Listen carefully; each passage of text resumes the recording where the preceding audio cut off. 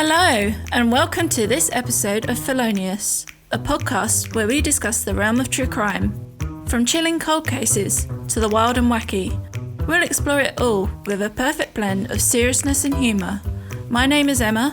And I'm Nazia. To keep up to date with what's coming up, be sure to follow us on Instagram at felonious.pod and visit our website feloniouspod.com. We hope you enjoy this episode, so let's get to it. What have we got today? My finds for this week are two quite strange ones. Well, not strange, just... Bit bizarre. Yeah. One of them is from Essex, so, you know, proper standard Essex crime. Yeah. This is on ITVX. Look at that mugshot. Yeah, it's great, isn't it? ITV news website, I guess. And this was from this month, so February 2024. And the headline is, Smiling Essex shoplifter gave thumbs up to security guard as she stole bottle of wine. So she went to jail. She stole several bottles of wine from different shops across Chelmsford and showed no remorse, apparently. She gave a security guard a thumbs up while leaving. She looks like she drank it on the way out. Yeah, she probably did. That's not red lipstick, that's just red wine. Hence the thumbs up. Got to her head. So she was arrested and she threw food across her cell when she was in custody, causing damage to cameras and walls. Are you allowed food when you're held in custody? Yeah.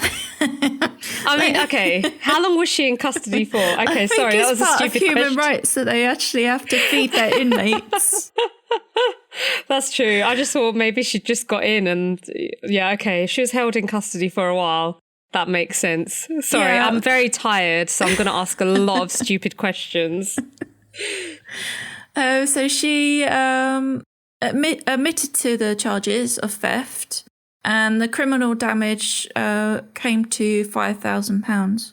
And she was sentenced to a 12-month prison sentence. That's a bit harsh, isn't it? Well, she's a repeat offender and she wants to damage property.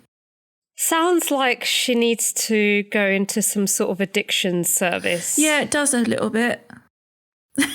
But I just like this sentence at the end of the article. Chelmsford has a great city centre, which is enjoyed by many people, and we will continue to make it a safe place for the public to work and shop. I fucking hated Chelmsford when I visited it. I'm trying to remember. I don't think I've ever... no, I've done a marathon there. I've run 40 kilometres in Chelmsford. That was quite nice, but running's nice because you mainly get nice people. Whereas when you're doing other sort of activities, you might not come across very nice people. Yeah. Like going shopping in the city centre where people are stealing bottles of wine and chucking food around the place. I've been to Chelmsford once, and that was just to do a little run. It was quite nice. It was a nice route. But I don't. Chelmsford just reminded me of an upmarket Romford. It is a bit, isn't it? Yeah. That's what Kingston's like as well. I'm sorry for the people that live in Chelmsford and Kingston upon Thames. I've been to, I know people from Kingston. I have been to Kingston, but I can't remember it very well. But Kingston is like a halfway house between London and Surrey. Yeah, Romford. Well, Romford's a halfway house of London and Essex.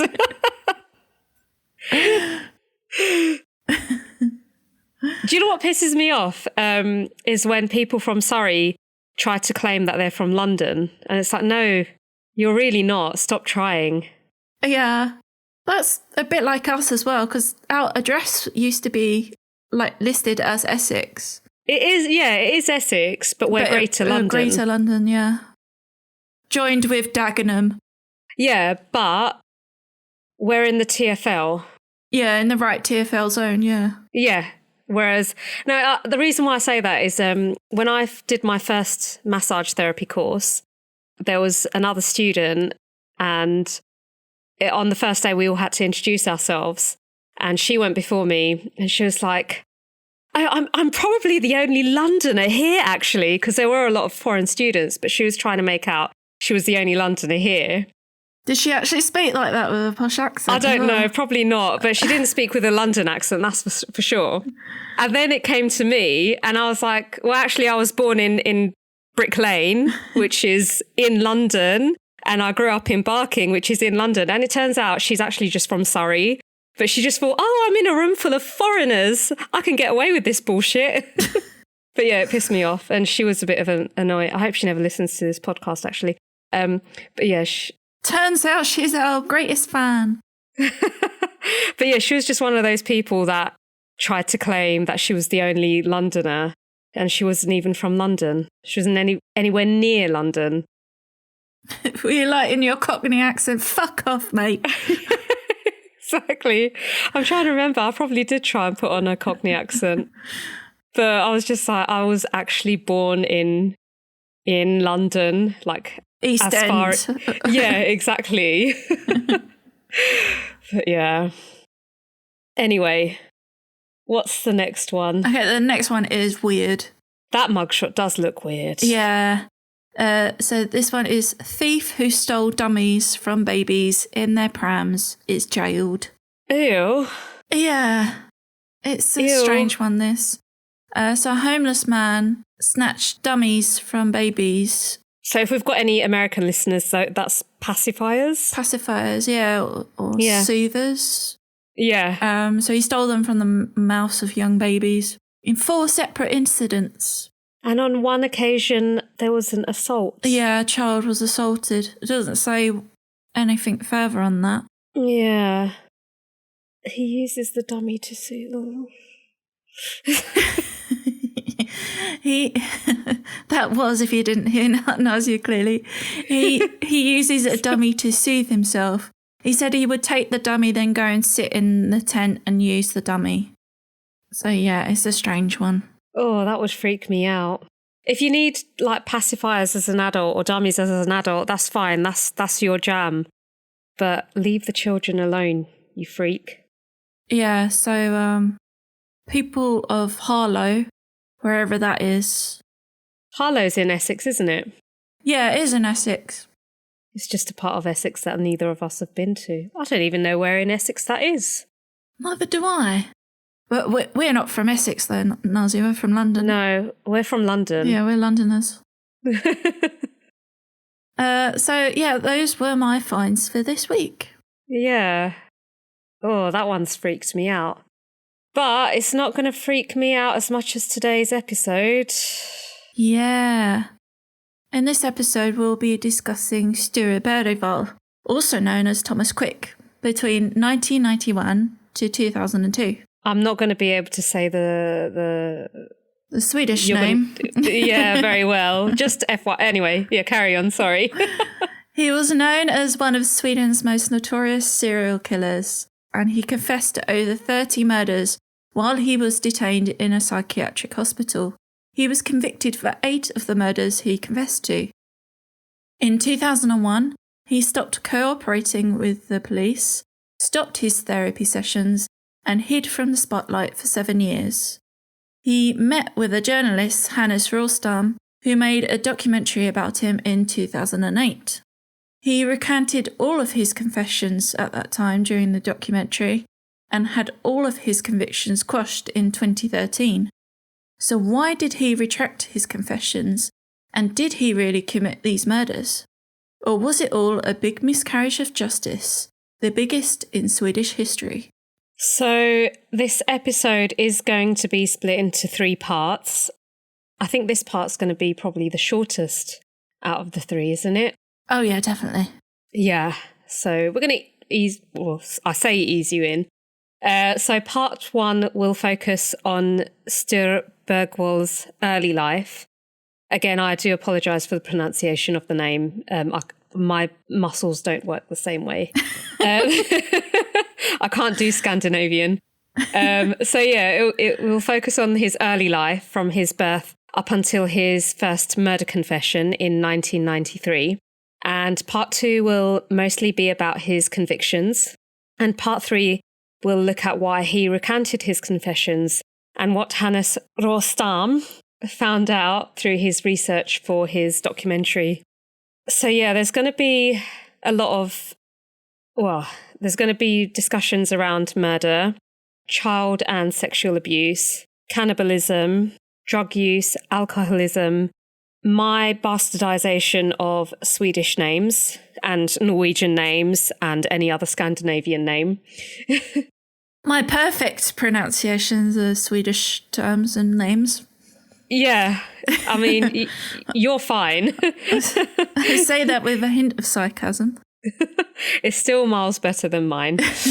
And so most of the research has been taken from Hannes, is it Hannes? Hannes.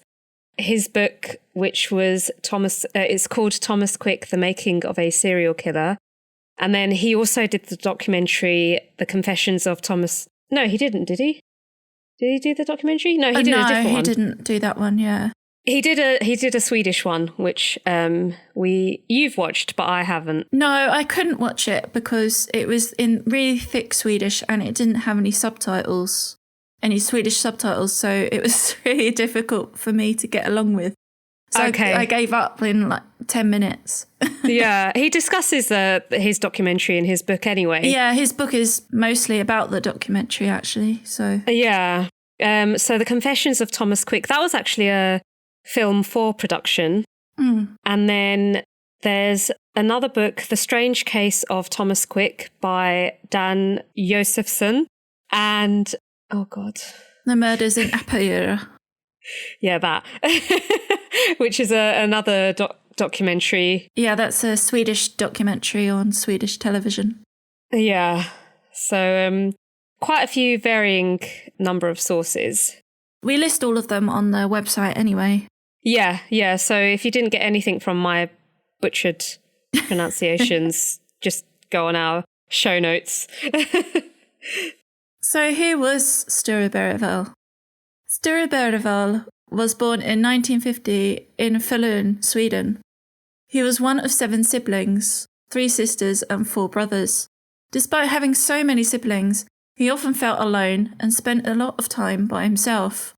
Sture's father, Ove, was a factory worker and his mother, Tira, was a school caretaker. His mother, Tira, was well known in their neighbourhood and described as caring and considerate, and was pretty much the sole provider for her 7 kids. His brother, Örjan, said that Sture was talented, creative and independent. His brother also said they were never punished as children and never experienced any sexual abuse. Sture's first memories are of when he was about 7 years old and he was diagnosed with tuberculosis. He spent a year in a sanatorium where he was only allowed occasional visits from his parents. He missed the first year at school, and spending a year away from home might explain his anxiety during the rest of his childhood. When he started school, he was bullied and struggled with dyslexia. He would often turn up late to lessons and would often lie about the reason why. At the age of 14, Sture discovered that he was gay. It was a very traumatic time in his life, so he sought refuge in drugs. During this time, in the 1960s, homosexuality was frowned upon and considered to be a psychiatric disorder. In school, he would try and touch his classmates, and so he was considered a problem child during his teenage years. He couldn't talk to anybody about his sexuality, let alone his parents, who were Pentecostal Christians. Yeah, so even though homosexual activity was legal in Sweden at that point, it had been legal since 1944. As you said, it was still considered a mental illness. And the age of consent, I think at that time was 18. But just a little fun fact to throw in 1979, Swedes protested the classification of homosexuality being a mental illness by calling in sick to work because they felt gay, which I found hilarious when I was researching this. So yeah, as a result, later that year, homosexuality was declassified as a disease, making Sweden the first European country to do so. Woohoo! Yeah, they've got quite progressive. They've had quite progressive LGBTQIA laws compared to other. Yeah, they're quite liberal over here as well. So Yeah. Sture's favourite drug of choice was trichloroethylene, or TCE, a sweet-smelling solvent used to decrease stools. Due to its harmful effects on the nervous system, it was banned in 1996. Despite his drug taking at an early age, he was the editor of a school magazine and chairman of the Pupils' Council. However, he was finding it difficult to ignore his homosexual desires and was charged for making sexual advancements on another boy.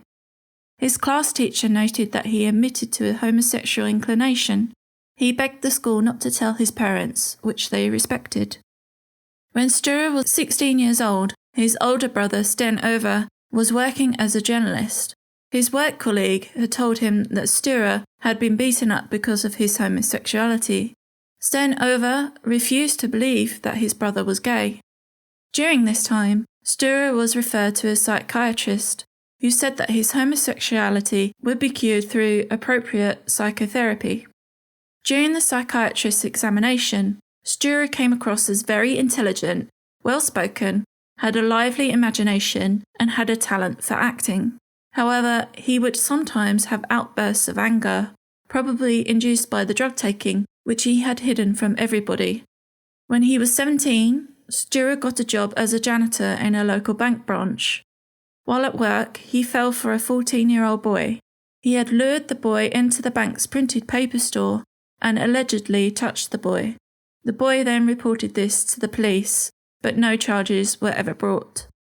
Sture then applied to a boarding school for boys who wanted to become part of the clergy and become ordained. One of his brothers was at the same school. Sture's drug abuse worsened during this time, and he was drinking quite heavily. He could not ignore his sexual desires and made advances to his classmates. This made him feel very depressed, and he tried to commit suicide.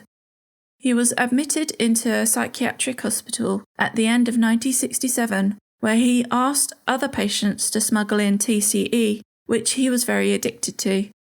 In 1968, he was kicked out of boarding school due to his absenteeism and his sexual advances on other students. I mean, already, just before we continue, he's had...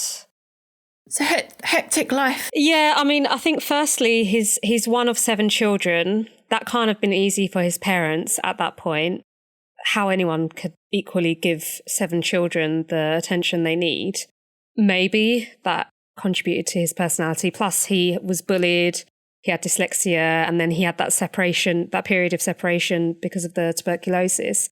But he's already gone through a number of incidents where he's committed these acts, but he's still given opportunities to either work with young boys or take advantage of people.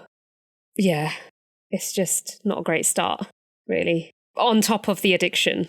Yeah, and nobody seemed to put 2 and 2 together that it might have been drugs. Yeah, and drugs and just, like, it's not even his, you know, you don't have to be a homosexual to be an abuser, but like he's got these foundations growing for the way he's behaving. And then for his brother to deny. So he's scared of his parents knowing, and then his brother's denying his sexuality. So that's just going to manifest. But he's also denying it himself. And yeah, but then because it's seen as a psychiatric disorder he's questioning himself, but then acting on it in inappropriate ways. So when he was 18 years old, he was working as a nursing assistant at a hospital. Sture fell in love with a man called Tom, a nursing team leader who was 20 years his senior.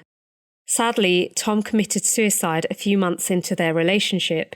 He said about this time, "The happiness I felt, the courage I was beginning to have, turned into something completely different. It turned into a very severe crisis in my life." He started to use more drugs and even more alcohol. During this time, he visited an adult psychiatric clinic. He had become hooked on amphetamine. In his therapy session, he spoke about how his homosexuality was a burden and that he had lost control of his actions. He didn't mention his drug habits, though. The doctor prescribed him tranquilizers, which Sture added to his drug regime.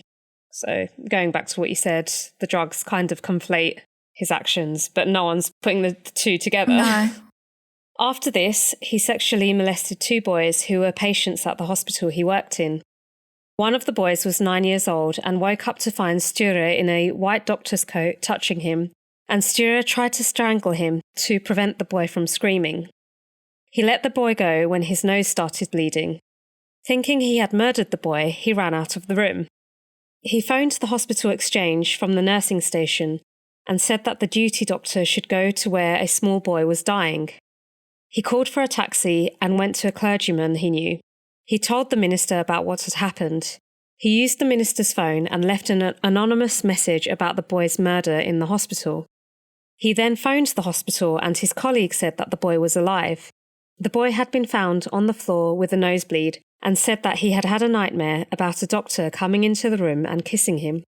Sture went to the police station the next day to turn himself in. The boy at the hospital was examined and there were faint strangulation marks on his neck. Nobody would have noticed this if Sture hadn't confessed. He was convicted of 4 assaults on young teenage boys which happened between March and October 1969. In one case, he grabbed a 13-year-old boy by the scruff of the neck and pulled him into a ditch. The boy called for help and managed to escape. He was considered to be very dangerous and was sentenced to psychiatric care in 1970. In January 1973, he moved from Sittard Hospital to Säter Hospital, as it was closer to his hometown. At no point did the hospital try to wean him off his drug habit.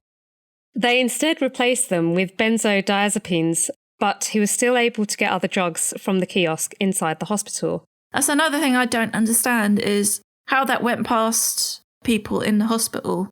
He was able to go to the shop kiosk and get drugs from outside. All I can assume is back then they didn't have very tight controls on substances. Yeah, I guess. And I guess security at the time probably wasn't the greatest. I guess not. We find out later. Yeah, it wasn't true. the greatest. So despite his drug addiction, the hospital allowed him to leave to study at university in Uppsala, where he got deeper into drugs and was trying to develop romantic relationships. There was a gay club that he went to, and there he met Lennart Höglund. See, almost.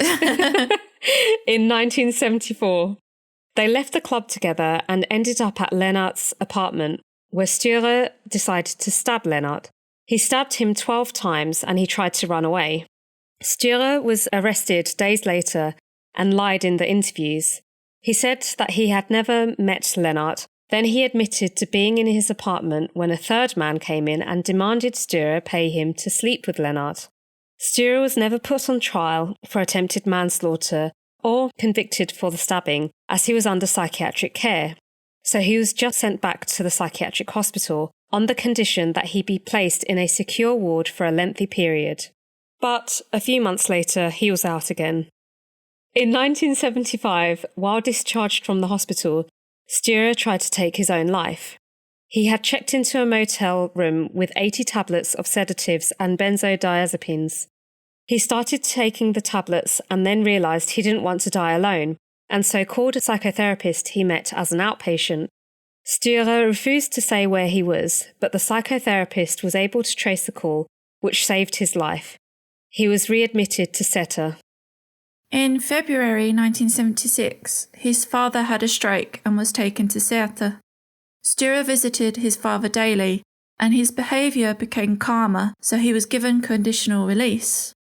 He moved in with his mother and seemed to be getting on well without any mental disturbances, according to doctor's notes. His prescription was reduced, and for the next 10 years he didn't take any other drugs. Sture's father passed away in 1977, and Sture took care of his ailing mother until 1983 when she passed away. He spent most of the 1980s drug-free and spent a lot of his time with his siblings and their children.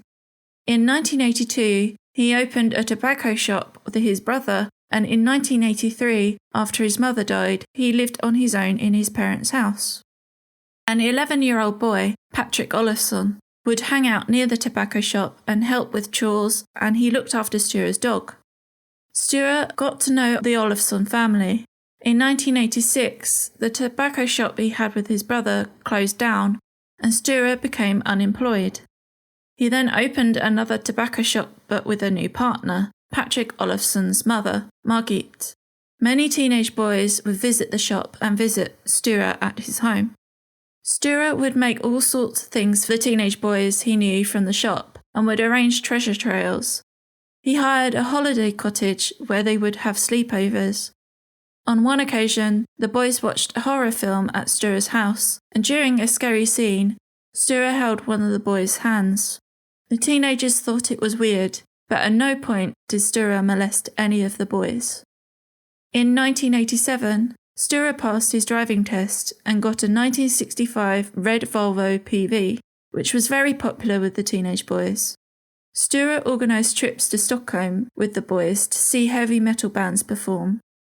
Patrick Olofsson spent a lot of time with Sture and would stay at his house often with his parents' permission. Patrick's parents separated, which led to the tobacco shop closing down after a disagreement between Sture and Margit. Both Sture and Patrick were struggling to survive financially, so they decided to rob a bank. Sture also started to use drugs again. The bank was next door to his old shop, and he was a customer there. On the 14th of December 1990, Patrick and Sture broke into the home of the bank manager and took him and his family hostage.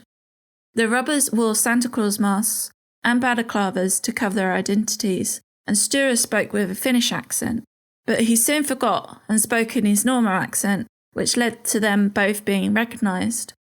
They held the family hostage for 3 hours and threatened to kill the bank manager's wife and child. They were arrested immediately after the robbery. Patrick, who was 18 years old, got sentenced and received 3.5 years.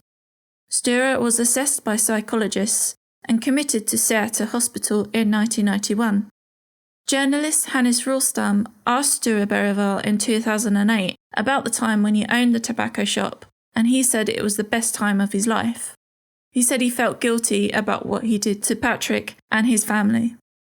Säter Hospital is one of the 5 big hospitals in Sweden that was built for people sentenced to forensic psychiatric treatment. Sture's siblings stopped talking to him at this time and didn't want anything to do with him. Sture said that he was very lonely during this period and very unhappy. During Sture's assessment period, Göran Fransson, who was a chief physician at Säter Hospital, offered his opinion on Sture in a report requested by the courts to see if Sture needed a more extensive psychiatric evaluation. His opinion included judgments and speculations about Sture having committed, which were at the time, undiscovered crimes. And this is a quote from the report. The crime for which he has been convicted shows signs of serious sexual perversions where the risk of repeat offences is high. It seems surprising that he has not been prosecuted on other occasions for such crimes. One thing that I've just thought of is Sweden didn't have a sex offenders registry at that time either. Interesting. I meant to look that up. Yeah, I just had a quick look. I think it was introduced in 1997. Because it just occurred to me, like, especially, when he was hanging out with young boys, and although they didn't report any abuse. Yeah, any abuse. But like, if people were aware of his previous crimes, he would never have been allowed near, and he wouldn't have got those jobs that he got. Yeah, he would have had to have a check and... Yeah, like his life would have been very different. So yeah, just in case anyone else was wondering, Sweden didn't have a sex offenders registration at that time.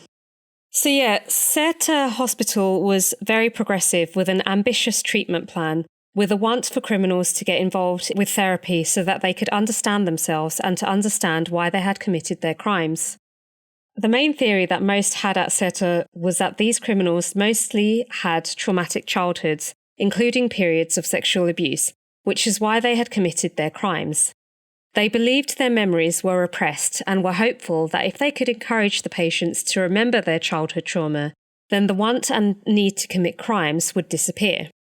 Sture suffered from bouts of suicidal thoughts at this time, as he felt immense sorrow for what had happened to his friend Patrick Olofsson, whom he had robbed the bank with. Sture pleaded with his therapists for psychotherapy, which he had gone through before. During those sessions, he did not offer any memories of his childhood that were of interest. Then he realised the therapists were after traumatic experiences. As already mentioned, psychoanalysis makes the assumption that certain personality traits can be traced back to sexual abuse in childhood. Sture read books about this in the hospital's library, so he told the therapists what they wanted to hear, and he got what he wanted, which was human interaction. Sture developed a particular relationship with a doctor called Kjell Persson. Yes, because that's how it's spelt. He was not a psychotherapist, but he led a lot of the therapy sessions with Sture. In spring 1992, Sture was admitted to the high-security ward in Säter. He suffered from severe bouts of anxiety and he was given diazepam and other narcotic drugs to help calm him down. In the summer of that year, doctors came to the conclusion that Sture was stable and was given full clearance, which meant he was allowed to roam around the community during the day as he pleased. At no point in his files at this particular point are the sessions mentioned with Kjell Persson when Sture discussed past sexual abuse and violence. Also, in June 1992, Sture made an application to change his name to Thomas Quick. That's going to make our lives easier. Which was approved, and he also signed a lease on an apartment. By September, however, he realised he couldn't afford to pay the rent, so gave up the lease and remained at Säter Hospital. During his therapy sessions with Kjell Persson, Sture remembered he had travelled to Sundsvall, where he murdered Johan Asplund in 1980. And that is his first confession. That is probably our shortest episode ever. Don't let that fool you, because we're going to make up for it next time, aren't we? Oh, yes. That is a very, very quick introduction. But he's already got a chaotic life. And, he's already trying to find ways not to feel so lonely. It's a really, really bad recipe for disaster, though, isn't it? Like, he's got his issues about his sexuality. His drug abuse. He is a sex offender, even though there's no registry. That is what he is. And then he's put into psychiatric care, which has, good intentions. But when he realises that he's not as interesting as the other patients, he starts to invent stories. Yeah, and you can kind of see how this is turning out to... It's a recipe for disaster, really. It's a clusterfuck. Yeah. And I think, doesn't he explain in the documentary why he changed his name to Thomas Quick? It's like Thomas the Fast or something. Yeah, but his mother, her maiden name was Quick. So, Quick. Right. But at least next episode it will be easier to say his name for me. Yeah, so Sture Bergwall is Thomas Quick, and Thomas Quick is Sture Bergwall. Yeah. So as you said, it's already a chaotic life. And it's either in the next episode or in the third part that we find out more about his family as well. Yeah, because I'm sure there's a lot of question marks now, like, where is his family in all of this? And yeah. Yeah, so part 2 will discuss the 8 murder cases that he was actually found guilty for and he confessed to. And it's gonna be a long one, that one. That is gonna be a clusterfuck. Yeah. I don't think we'll even have time for banter in that one. I think it's gonna be like a straight deep dive. Yeah, I did find an article for banter, but I'll save it for the end because we'll probably need it as a palate cleanser. As in, I'll save it for part 3 if we even have time. So next one is serious business. Yeah. Yeah, we haven't done a multi-parter since Charles Sabraj, so. Well, we did a multi-parter for Stockholm Syndrome, but yeah, a major multi-parter. Yeah. Yeah. So, hope you enjoyed this short episode. Yeah. Catch us on Spotify, Amazon Music, and Apple Podcasts for this part 2 and part 3, and all the other episodes that we've released so far. Yes. We've had some good ones, like you mentioned. We've had Charles Sabraj. Yeah. Liliane Bettencourt. Yeah. Stockholm Syndrome. Bangladesh Bank Heist. The Puppet Master. Yeah. So, like us and subscribe. What have you got to lose? Yeah. And let us know what you think. We're always happy with feedback. Yeah, please let us know. And, we'll see you next Tuesday. See you next Tuesday. Thank you for listening to the show. We hope you enjoyed this episode.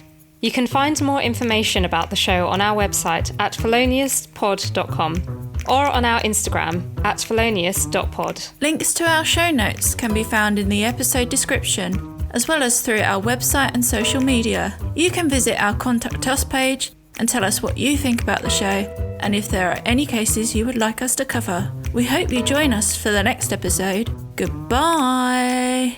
Bye.